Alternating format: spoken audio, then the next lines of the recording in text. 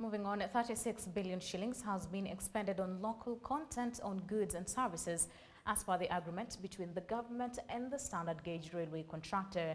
This is only 40% of all the total 130.8 billion shillings so far spent on the 472-kilometer Nairobi-Mombasa rail system. According to Kenya Railway Managing Director Atanas Maina, there is still a possibility of the agreement being reached with more than 1.5 years to the project's completion. 130 billion shillings has so far been spent on the 472-kilometer of Nairobi-Mombasa standard gauge railway, which amounts to 40% of the entire 327 shillings project's cost.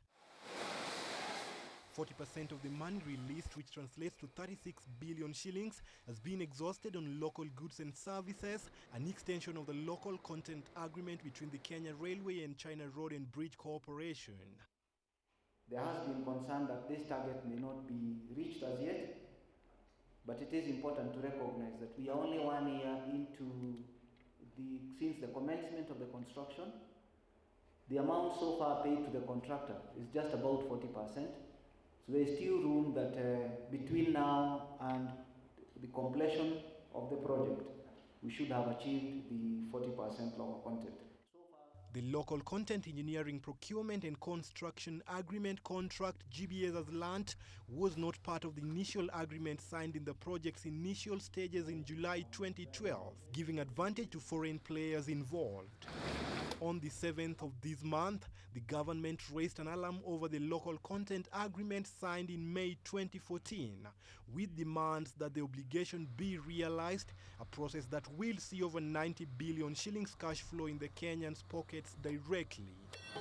Tumefaidika kwa kazi nyingi, kwa juu pesa tunapata hapa zinatusaidia sana. Hapo nyuma haikuwa sawa juu tuliongea, lakini wakaongezea ikakuwa sawa, sasa haina shida. Lakini sasa unakuta Wachina wengine bado wanakuwa wakoloni, bado haiki yale masaa mazuri.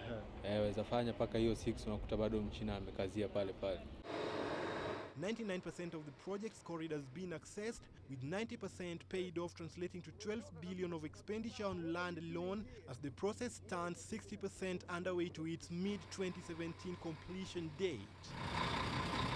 The project on completion will cut transport costs by 50%, 70% drop in freight cost, a decongestion move that would constitute another 1.5% of the country's annual gross domestic product. Daniel Misiani, GBS Business News.